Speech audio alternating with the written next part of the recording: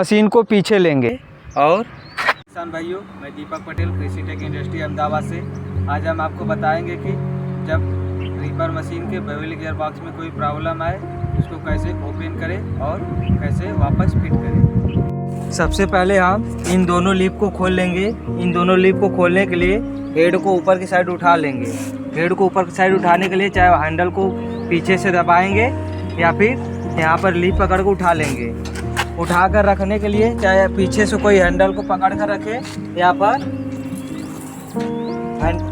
Head तक कुछ लगा ले, पत्थर वगैरह। अब हम लीफ को यहाँ से खोल लेंगे। अब हम बोल्ट को निकाल कर क्रॉस डिवाइडर को बाहर निकाल लेंगे।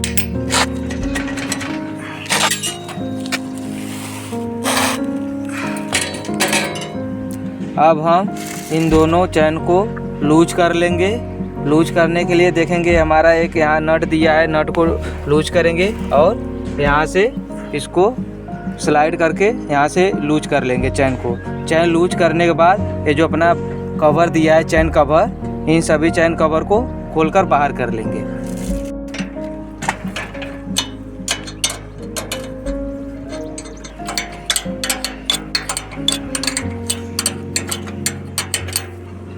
ये हमारा चैन अब लूज हो चुका है। अब हम चैन कवर को खोलेंगे।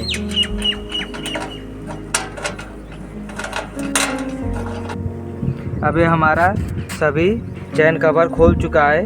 अब हम ये जो हमारा छोटा वाला ड्राइव चैन है इसको खोलेंगे और जो कटर बार केबल है, ये कटर बार क्लच केबल पिन, इसको यहाँ से हम खोलकर बाहर निकाल लेंगे। यहाँ से हम चैन लॉक को खोल लेंगे।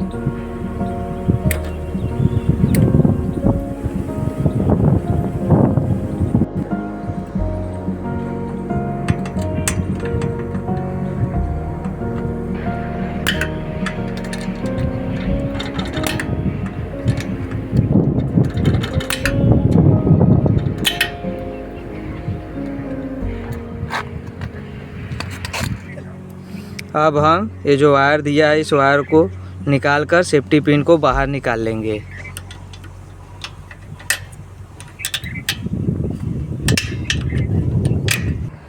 जिस साइड अपना सेफ्टी पिन रहता है जस्ट उसको उल्टे साइड से जो होल दिया है उस होल में हम एक कील को डालकर सेफ्टी पिन को बाहर निकालेंगे। ये अपना सेफ्टी पिन निकालने का टूल दिया गया, स्पेशल टूल है। इन दो बोल्ट को खोलने के बाद हम इन 4 बोल्ट को खोल लेंगे। इन 4 बोल्ट को खोलने के बाद ये जो हमारा केबल है, केबल को यहाँ से पिन को निकाल कर केबल को बाहर कर लेंगे। उसके बाद हम इन 4 बोल्ट को खोल लेंगे। अब ये हमारा सभी नट बोल्ट खुल चुका है और यहाँ पर देखेंगे ये भी हम नट बोल्ट खोल चुके हैं। अब यहाँ पे क्या करना है, हमें इस मशीन को यहाँ से देखिए इसको अलग करेंगे, जिससे कि क्या होगा वहाँ से हमारा मशीन अलग हो जाएगा। अब हम जो इस साइड दिया है बोल्ट, ये बड़े वाला, ये सभी बड़े वाले 4 बोल्ट खोल लेंगे। और जो इस साइड एलंकी बोल्ट दिया है, ये एलंकी बोल्ट 2 ऊपर 2 नीचे की साइड, इन चारों एलंकी बोल्ट को खोल लेंगे। बॉक्स से इस प्लेट को बाहर निकाल चुके हैं और यहाँ से एलंकी बोल्ट को खोल चुके हैं, ये चारों एलंकी बोल्ट को। अब हम गियर बॉक्स को बाहर निकालेंगे। ये अब हमारा गियर बॉक्स बाहर निकल चुका है। इसमें से ग्रीस को निकाल कर कैसे खोलना है उसको बताएंगे। बॉक्स को खोलेंगे। गियर बॉक्स को खोलने के लिए सबसे पहले ये जो ब्लैक रंग का कैप दिया है इसको हम खोल लेंगे।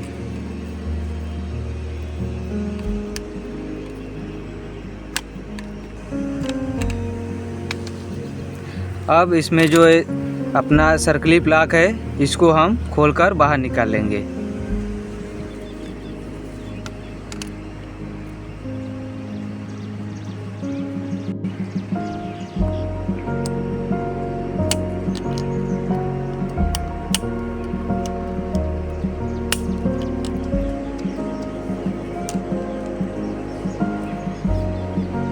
ये सर्कलिप लॉक अब निकल चुका है। एक यहाँ पर सर्कलिप लॉक देता है, इसके अंदर का सर्कलिप लॉक निकालेंगे हम।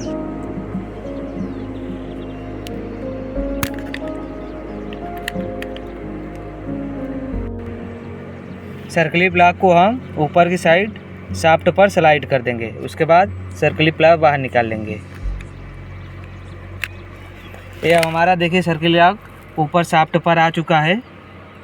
अब हम इसको ऊपर से हैमर के द्वारा ऊपर से ठोकेंगे, जिससे कि ये शाफ्ट हमारा नीचे को बाहर निकल जाएगा।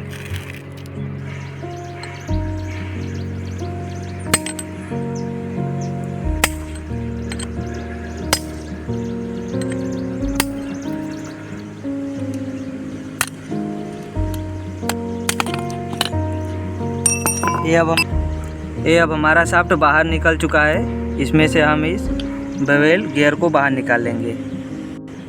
अब हम जो इस शाफ्ट को बाहर निकालेंगे। इस शाफ्ट को बाहर निकालने के लिए ये सर्कलिप लॉक दिया गया है। इस सर्कलिप लॉक को बाहर निकालेंगे और शाफ्ट लेकर हैमर के द्वारा पीट कर बाहर निकालेंगे।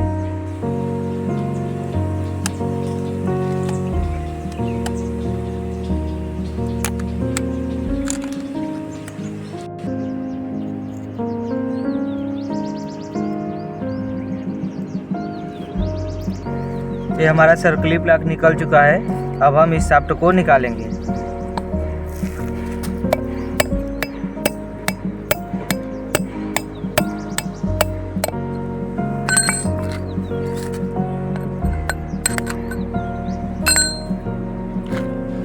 ये देखिए शाफ्ट हमारा बाहर निकल चुका है।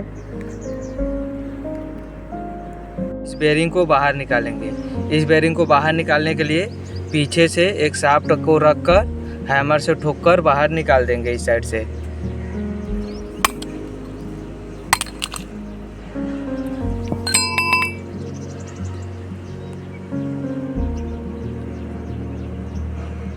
अब हम इस शाफ्ट को खोलेंगे। इस शाफ्ट को खोलने के लिए ये हमारा सर्कलिप लॉक लगा है। इस सर्कलिप लॉक को पहले खोल लेंगे।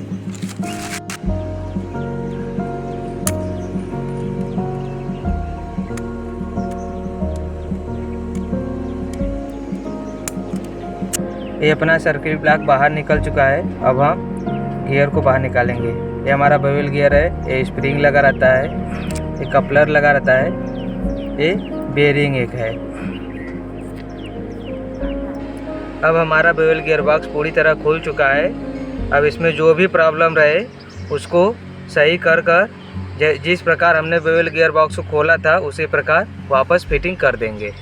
अब हम बेवल गियर बॉक्स को फिट करेंगे।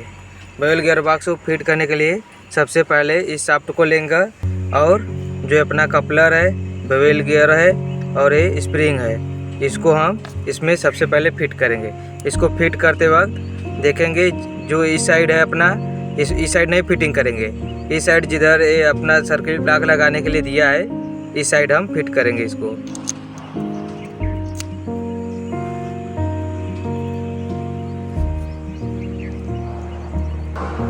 गियर लगाने के बाद हम इस पर सर्कलिप लॉक से यहाँ पर लॉक कर देंगे।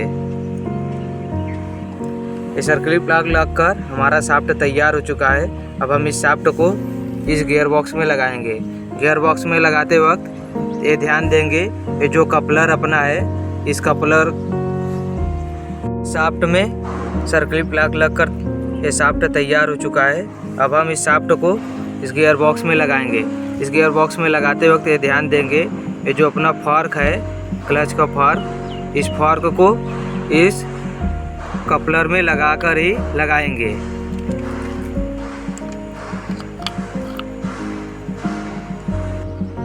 फॉर्क में कपलर को लगाने के बाद एक शाफ्ट लेंगे और धीरे धीरे हैमर से उसको फिट कर देंगे। इतना फिट करते वक्त ये ध्यान दें कि अपना सर्कलिप लॉक बेकार ना हो। अब हम इसके बाद इस बेरिंग को यहाँ पर लगा देंगे।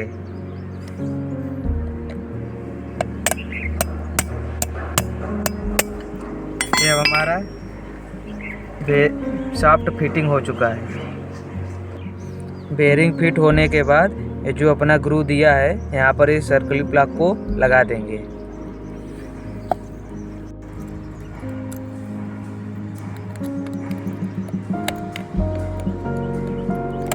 ये अब हमारा सर्कलिप लॉक यहाँ पर लग चुका है।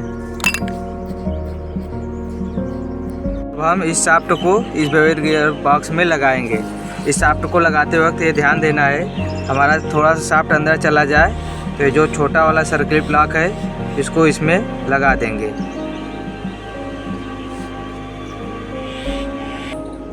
सर्किल ब्लॉक को शाफ्ट में डालने के बाद अब हम इस गियर को भी शाफ्ट में डाल लेंगे।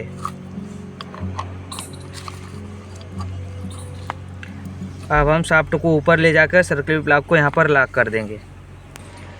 यहाँ पर हमारा सर्किल ब्लॉक अब लॉक हो चुका है।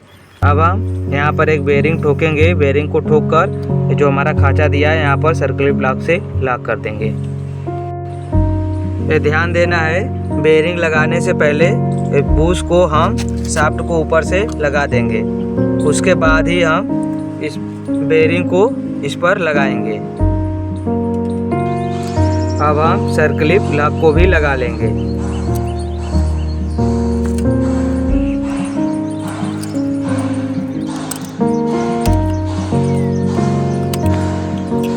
ये हमारा सर्किल ब्लॉक लग चुका है। ये अब गियर बॉक्स फिटिंग हो चुका है। अब हम इसको मशीन में लगाएंगे।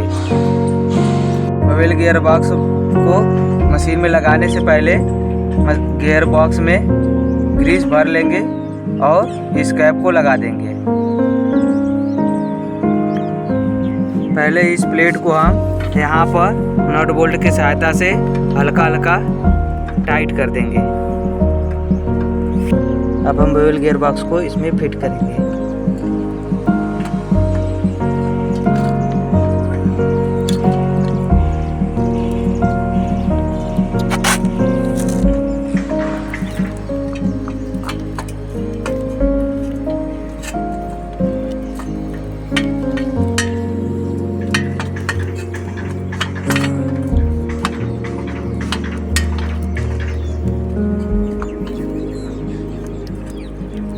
अब हम ये जो एलंकी बोल्ट है यहाँ से 4 एलंकी बोल्ट से कस लेंगे और ये छोटा छोटा बोल्ट यहाँ पर होगा 10 नंबर का, उसको यहाँ पर टाइट कर देंगे।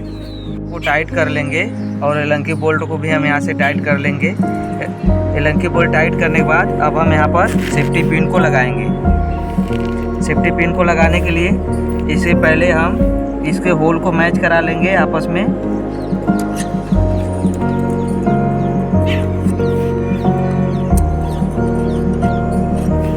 कराने के बाद सेफ्टी पिन को इसमें लगा देंगे।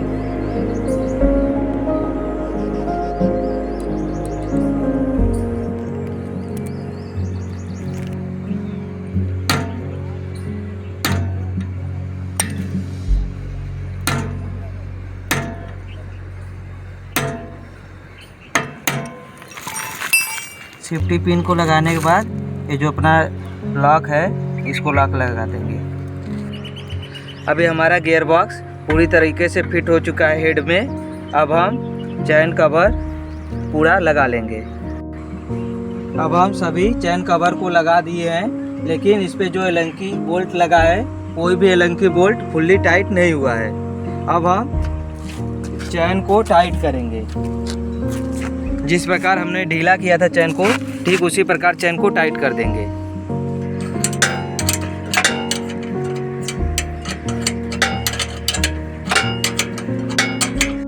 अभी चैन टाइट हो चुका है। अब हम इसको यहाँ से लॉक कर देंगे।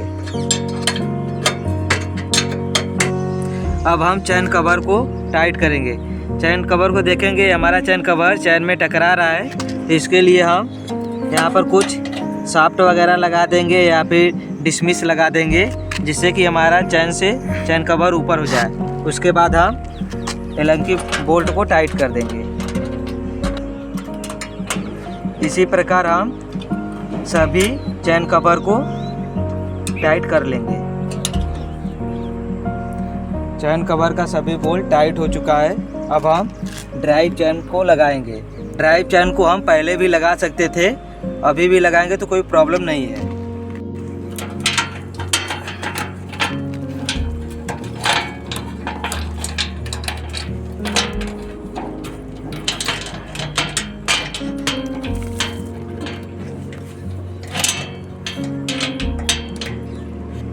ड्राइव चैन लॉक लगाते वक्त हम इसको जो अपना है इसको दबा कर लगाएंगे जिससे कि आसानी से लग जाएगा। अब हम इसके बाद लॉक को लगा देंगे। ये हमारा लॉक लग चुका है। जिस प्रकार हमने हेड को अलग किया था, अब हम उसी प्रकार हेड को और मशीन को आपस में अटैच कर देंगे। अब इसको लगाने के बाद इस मशीन को लाएंगे, इसमें लगाए। अब इसको हेड में जोड़ेंगे। हेड को जोड़ने के बाद हमने जिस प्रकार नट को खोला था इसमें से, सेम उसको उल्टे साइड से कसेंगे। पहले हम इन 4 नट को कसेंगे, उसके बाद इन 4 नट को, फिर उसके बाद इन 2 नट को, फिर हैंडल को पीछे की साइड दबाकर हेड को ऊपर उठाकर इन दोनों नट को टाइट कर लेंगे। ये अपना 4 नट लग चुका है। अब इन 4 नटों को अभी पूरा टाइट नहीं करेंगे, अभी हम इन 4 यहाँ पर नट बोल्ट को लगाएंगे।